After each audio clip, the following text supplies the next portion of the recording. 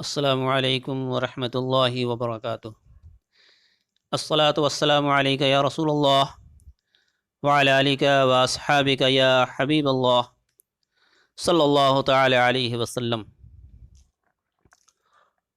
پیارے نبی صلی اللہ تعالی علیہ وآلہ وسلم کی پیاری باتیں، اس موضوع سے آج میں چند باتیں آپ لوگوں کے سامنے پیش کرنے کی کوشش کی ہے۔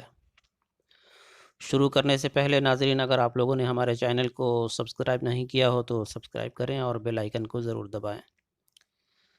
شروع کرتے ہیں کہ میرے حضور نبی کریم صلی اللہ تعالی علیہ وسلم نے کتنی خوبصورت بات ارشاد فرمائی۔ فرمایا، دنیا میں ایسے رہو جیسے کوئی اجنبی رہتا ہو، مسافر رہتا ہو۔ مسافر آتا ہے، ٹھکانہ نہیں بناتا، چند دن اس نے گزارنا ہوتا ہے، چند دن وہ رہتا ہے اور محدود سا تعلق رکھتا ہے اور وقت گزار کے پھر چلا جاتا ہے۔ تو کہا، دنیا میں ایسے رہو جیسے مسافر رہتا ہے یا سڑک عبور کرنے والا۔ اب جو سڑک عبور کر رہا ہوتا ہے تو وہ ہدف پہ نگاہ رکھتے ہوئے ہوتا ہے، لیکن دائیں بائیں بھی دیکھتا ہے کہ کسی گاڑی سے ٹکرا نہ جاؤں، تو دائیں بائیں دیکھ کر بچ کر سڑک عبور کر جاتا ہے۔ کہا، دنیا سے اس طرح گزرو جس طرح راستہ کاٹتے ہو، جس طرح سڑک عبور کرتے ہو، دائیں بائیں دیکھ کر گزر جاؤ کہ گناہ تمہارے دامن سے لگ نہ جائے اور تم اس دنیا کے اندر اپنے ایمان کی متاع نہ کھو بیٹھو۔ تو دنیا کو اس طرح سے گزارنا دانائی سے، حکمت سے، سمجھداری سے، احتیاط سے گزارنا تقوی کہلاتا ہے۔ حضرت شاہ جہانگیر سمنانی علیہ الرحمہ فرماتے ہیں کہ تقوی یہ ہے کہ نیکی کرنے کے باوجود بھی انسان ڈرتا رہے، پتہ نہیں میری نیکی بھی قبول ہوئی یا نہیں ہوئی۔ ہمیں تو چند دنوں کی نمازوں کے بعد سوم پیدا ہونے لگتا ہے کہ پتہ نہیں ہم کس مرتبے پہ پہنچ گئے۔ رومی علیہ الرحمہ لکھتے ہیں کہ کچھ لوگ ہیں، چند دن نمازیں پڑھ لیں تو آسمان کی طرف دیکھ رہے ہوتے ہیں کہ آسمان سے ہمارے لیے کوئی نازل ہو رہا ہے کہ نہیں ہو رہا ہے۔ تقوی یہ ہے کہ نیکی کرنے کے باوجود بھی ڈرتا رہے، پتہ نہیں میری نیکی قبول ہوئی بھی کہ نہیں۔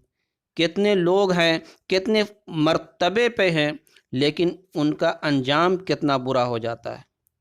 اس لیے ہر وقت ڈرنا چاہیے کہ خاتمہ ٹھیک ہو جائے۔ حضرت ابی ملیقہ رضی اللہ تعالی عنہ فرماتے ہیں کہ میں 30 اصحاب رسول سے ملا اور میں نے سب کو ایمان کے بارے میں فکر مند پایا، اپنی آخرت کے بارے میں سخت فکر مند پایا۔ سب کہتے تھے کہ بس آخرت ٹھیک ہو جائے۔ وہ لوگ جنہوں نے حضور کی صحبت کا شرف پایا، وہ بھی ڈرتے تھے کہ ہمارا انجام ٹھیک ہو جائے اور ہم 5 نمازیں پڑھ لیں تو بے نمازیوں کو حقیر جاننے لگ جاتے ہیں۔ اس لیے تقوی یہ ہے کہ نیکی کے باوجود بھی ڈرتا رہے، کہیں ایسا نہ ہو کہ آج ہم نیک ہیں کل نہ ہو۔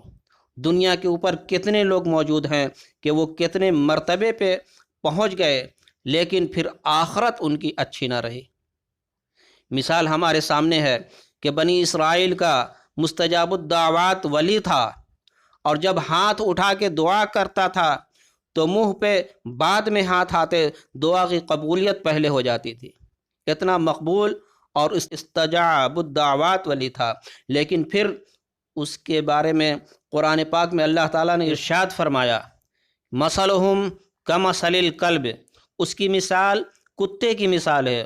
وقت کے نبی کے خلاف بد دعا کرنے کے لیے کھڑا ہو گیا تھا، اور پھر جو کہنا تھا وہ اس نے اپنے حق میں نکل گیا، زبان لٹک گئی، زمین چاٹتا تھا۔ اور قرآن نے کہا کہ وہ جو مستجاب الدعوات ولی ہوا کرتا تھا، پھر اس کے بارے میں کہا اس کی مثال کتے کی مثال ہے۔